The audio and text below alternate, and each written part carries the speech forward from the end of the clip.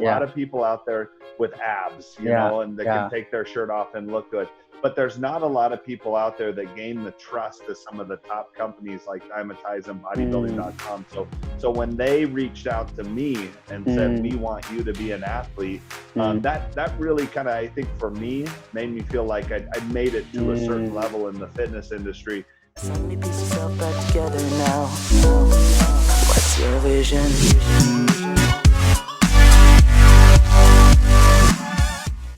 Hey, what's good everybody? Welcome to another episode of the Merlyn Talk Show. So I'm really super excited for this episode because on this episode our guest is Mike, or well known as Trainer Mike. So I have been following him on Instagram since long time, and he is a father of 5 kids. He is director of Axiom Fitness. He's athlete of Dymatize, and he is the winner of NPC Empire Men's Classic, Physique, and also overall winner. So I have learned a lot from him in terms of life and also in terms of fitness. So without wasting any time, let's jump into the interview. Thank you so much, Mike sir. Thank you so much for agreeing to this, and thank you so much for taking out time. My pleasure. Thank you for having me. Yeah. So, sir, I would like to ask you, at what age did you start this journey towards being into fitness, and how did this become your lifestyle, and then how did you change it into your career? Yeah, so I started when I was about 19 years old. I was a skinny kid in high school. Okay. And didn't like the way I looked. Didn't like the way I felt. I graduated high school very, very small. Okay, I was skinny, and I just didn't like the way I felt. I didn't have self-confidence, and so I started working out at a gym with a friend, and just loved it. I loved seeing my body change. I started seeing my arms get bigger. I started seeing more strength come, and I loved that. I loved everything about it. And then my confidence started to change. So my whole mindset started to shift as well, and I felt more confidence. And so I asked the trainer about doing a bodybuilding competition. He said, well, why don't you come watch one and check it out? So I remember I watched the show and I said, I'm going to do this. I'm going to do this next year. So I trained for a whole year for that bodybuilding show, and I got on stage a year later. I was 20 years old when I first did my first competition. And after that, I decided I wanted to do this for my life and my career. So I went to university and I got a degree in exercise science. Started working at Axiom Fitness, and kept competing. Got some sponsorships along the way as well. And that's kind of where we're at today, where it became a lifestyle and something that I definitely love to do. Yeah. So, sir, did you ever thought you would have this balanced lifestyle in fitness career? Most of the people fail initially, they give up initially, and I see you and your family, the way you balance everything. Did you ever thought you would have this good, balanced, perfect lifestyle? I just wasn't ever an option not to have a balanced lifestyle. So I think a lot of people just assume they can't have balance, but for me it wasn't an option. It was going to happen. I knew that I was going to find a way to have balance. So it's hard. I mean, it's definitely hard, but everything that we do is hard. Everything in bodybuilding is hard. So, for me, it was never even crossed my mind that it couldn't be done. I knew that I was going to do it and it had to be done. Okay. So, what were your initial struggles, sir? If you can elaborate something that is deep inside you, something that is dark in this fitness industry or anything, if you can elaborate on that. I mean, some of my struggles were definitely, as you get going, I think it's really hard because results don't come as fast as you want them to. Yeah, exactly. You start working out and you think, hey, if I do this really hard for a couple months, I'm going to look like a whole new person. And it just doesn't happen like that. And that's frustrating. That's hard because you learn that you have to have a lot of patience and you have to really understand that this is a long journey. You can't just work hard for a couple of months and expect your body to change completely, and all of a sudden you have the physique you want and then you're done. You have to adopt this as a lifestyle and something that you're going to do every single day for the rest of your life, and then accept that as part of the journey. Okay. So, sir, tell us one moment like where you competed in so many competitions and you are athlete of Dymatize, and tell me one moment where you actually felt, oh yes, I have established something, I am at a point where people are recognizing me. What was that moment where you realized it? I think a lot of it had to do with becoming an athlete with Dymatize and with bodybuilding.com as well. Those are two companies that really helped, I think, a lot, because a lot of people compete and a lot of people look really good. There's a lot of people out there with abs, and they can take their shirt off and look good. But there's not a lot of people out there that gain the trust of some of the top companies like Dymatize and bodybuilding.com. So when they reached out to me and said, we want you to be an athlete, that really kind of, I think for me, made me feel like I'd made it to a certain level in the fitness industry. And then I had people that were, pros that were reaching out to me saying, how do I get these sponsorships? And that kind of helped me to realize, you know what, that was something special for me, for sure. Yeah, even I found you like in bodybuilding.com itself. I was going through their videos, and then I saw you, I searched you on Instagram, and from there I followed you. That's very cool. true. And I think a lot of people, that brought me a lot of exposure, bodybuilding.com. I've done a lot of videos for them, a lot of content for them. And, that's something that a lot of people don't do, is like the videos. You can look good and take a good picture, but a lot of these companies, they want somebody who can speak in front of a camera and they can have an intelligent conversation with their viewers. Yeah. Like you have given a lot of time to bodybuilding.com, because I've seen you have always done this Flex Friday episodes with them, and you also kind of innovate your exercises, where you also do this hashtag workout Wednesday, like you post it on your Instagram as well. I follow all these things. These are cool, by the way. I really love those the techniques that you show, different techniques. I would ask you one question, that is, how this pandemic has affected athletes and also fitness industry. Yeah, it's been hard. Our athletes, we rely on the gym, and we rely coming in and getting the motivation of other people around us and having the variety of equipment that a gym has. And when that's taken from you, that becomes really challenging. And so for a lot of people, I think it really challenged them to become innovative. And how do I train with very limited equipment, but still find a way to train at a high intensity? And also, for a lot of people, the food's been challenging to find. It's been challenging to get the same kind of foods in, and just to stay motivated. We look forward to that all day. We look forward to going to the gym and training at the gym. And when you can't do that, that becomes very hard mentally to accept. And so I think, finding a way to still work hard at home was really challenging for a lot of people, myself included. So, like, how are you coping up with this home workout frequencies and, working out at gym? Is it the same, or like there's a lot of difference in it? Yeah, there's a lot of difference to it, and it's just in the variety. But I will say this, if you have the right mindset, the right intensity, and you know how to work hard, you can get a lot done. You can get a lot done at home with very minimal equipment. It's just hard because you come in the gym, you feel the energy. There's a lot of people around you. There's music playing, and at home there's a couch right next to you, and you could just lay down instead. And that becomes pretty tough, but it can definitely be done. But that gym has that different vibe that is needed, in gym. Exactly. Okay, so as let's talk about the game of calories. Okay, so as in India, the most food that we eat is that contains carbohydrates, right? So there's a myth in India that if you eat carbs, even in the world, the more you eat carbs, the more fat you get. So I would like to ask you, explain us about this calorie game and break this myth about if you eat carbs and you get fat. Yeah, you need carbohydrates. You need to have carbs. Exactly. They're very important. And I think that a lot of people, it's a myth. It's a myth that you can't eat carbs and be in great shape. Now you have to work hard, but exactly. so when you're eating the carbs, you have to train at a high intensity so you use those carbs. But if you eat a lot of carbs and you sit around, then they'll turn to fat.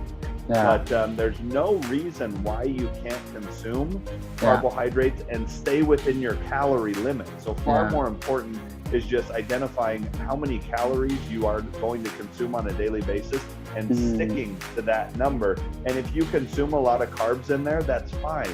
Okay? You just need to make sure that you balance out your total calorie intake for the day. There's no reason why you can't get in fantastic shape while eating a lot of carbohydrates. Yeah, exactly. So like no matter how many like carbs or any macronutrients you eat, if you are in caloric deficit, then you would definitely lose the weight. Absolutely. You will lose weight, you will lose body fat if you are in a calorie deficit. So that's the most important thing, is you need to identify how many calories you are going to take in on a daily basis and then track that. So using like an app, like I like using MyFitnessPal on my phone to track the amount of calories that I take in. Then you can still eat the carbohydrates, just don't go over that number. Yeah, exactly. And sir, like as you are athlete of Diamatize, I would like to ask you, like, for the normal people, not for the athletes, for the normal regular people, what are the 3 or 4 like supplements you recommend that they should have? Yeah, I think, for the normal person, you're not competing. I do recommend a good multivitamin. Okay. I think that's important, just to make sure that you're getting those micronutrients in that you need, that you might not be getting through food. Yes. Fish oil is a very important one as well. Fish oil, a lot of people don't consume enough fatty fish to get fish oil in. That's very good for your joints, very good for your heart. And then the third thing would be a whey protein isolate. So, a lot of people have a hard time getting enough protein in through whole food. So getting protein from a supplement source like a whey protein powder would be very important. Yeah. And also recently, after seeing your videos, I have, while I was working out, I have purchased EAA. So there's also saying that EAA is better than protein, like protein supplement. So what's your take on that, sir? There's nothing better than whole protein. So your whey protein isolate is the best, and you need to have that. Now the EAAs are very, very good to take during training.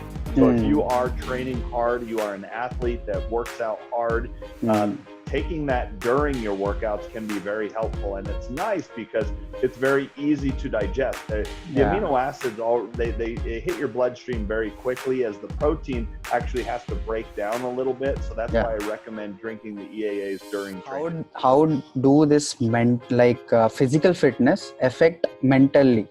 Like, what are the effects that it gives you mentally? It's very, very beneficial mentally to exercise physically.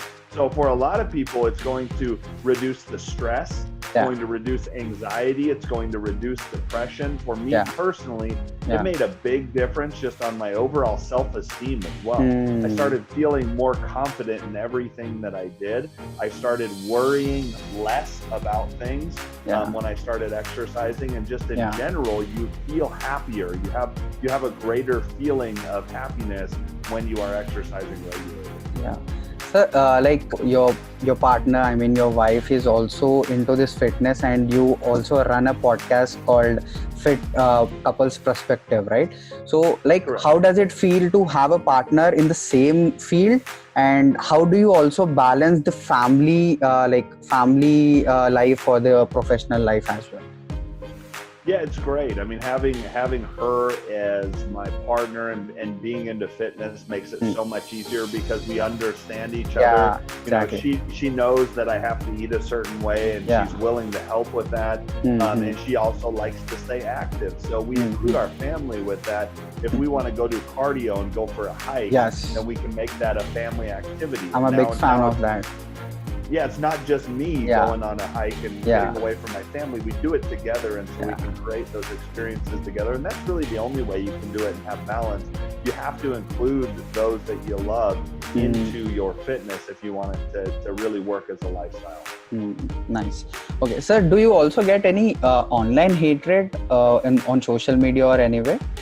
And if you do, how do you deal with it? Like I personally think you shouldn't get, because the content that you put out and the kind of person you are, I really don't think you should get any online hate. But as you say, in 100% there are at least 1 to 2% who will like hate you no matter what you do. So how do you take that online hate, sir? Well, thank you. And it's, it's one of those things where you just have to realize that there's always going to be somebody out there that's trying to bring you down. And, at some point in time, and if you look at a lot of these people too, they're profiles that don't have any pictures. It's, somebody that might be a teenager somewhere living in their, living in a basement. They're just, they're people that they're trolls, and their whole goal is to try to get your attention and bring you down. And what they want is they want to make you mad. They want to fire you up. And when you ignore them, that drives them crazy. So, for me, there's nothing left to prove. I don't need to prove to them that I need to be the biggest guy or the best guy or anything like that. Fact is, if they're going to troll on you, they're watching you. And if they're watching you, they're paying attention to you, And the people that don't care, they just won't watch you. They won't listen to you. They won't follow you. But if somebody, they're still following, and they're just trying to get a reaction. That's their whole goal. That's the whole goal of a troll, is to try and get a reaction, And whether they're having a bad day, or they just, trying to make somebody mad. But, it really, again, you can't care about what other people think too much. You just have to do what you believe to be right, provide quality content, and people are going to do what they're going to do. Okay. So what are your future plans and visions? Because I have read somewhere that you wanted to win this IFBB Pro card.